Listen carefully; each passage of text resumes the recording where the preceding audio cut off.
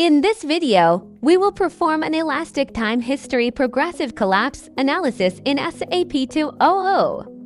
The objective is to investigate the dynamic response of a structure after the sudden removal of a critical column, and to observe how the load is redistributed through the remaining structural system. We begin by creating a simple two-dimensional frame model consisting of 2 stories and 4 bays.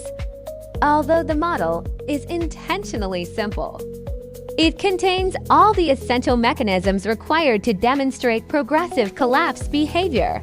Next, a new live load pattern is defined and assigned to the beams.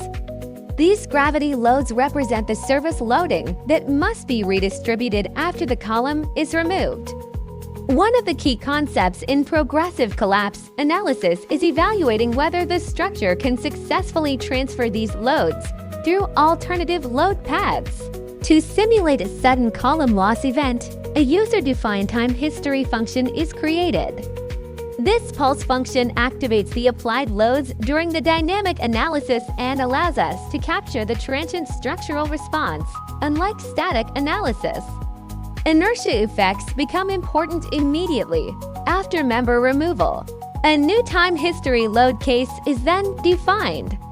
The dead load is assigned using a scale factor of 2, while the live load is assigned with a scale factor of 1. The analysis type is selected as modal time history with 0 initial conditions. Before running the analysis, the central first-story column is removed. This operation simulates a local structural failure. The critical question is whether the remaining members can develop sufficient alternative load paths to prevent a disproportionate collapse.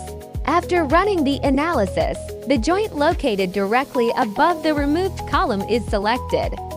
Its vertical displacement will be monitored throughout the time history analysis. This location typically experiences the largest response because it is directly affected by the sudden loss of support. The displacement history is displayed using the plot function tool.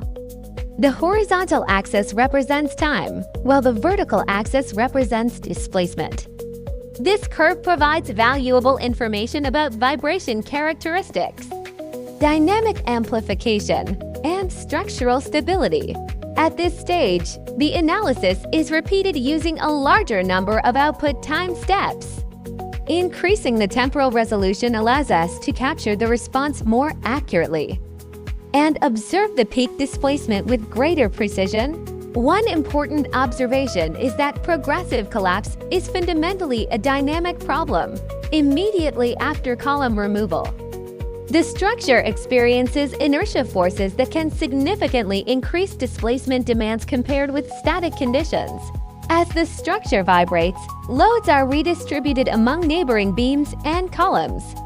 The success of this redistribution process determines whether the structure remains stable or progresses toward collapse.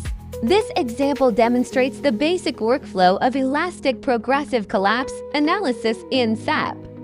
While elastic analysis is useful for understanding the structural response, advanced projects often require nonlinear dynamic analysis to capture yielding, plastic hinge formation, catenary action, and post-elastic behavior more accurately.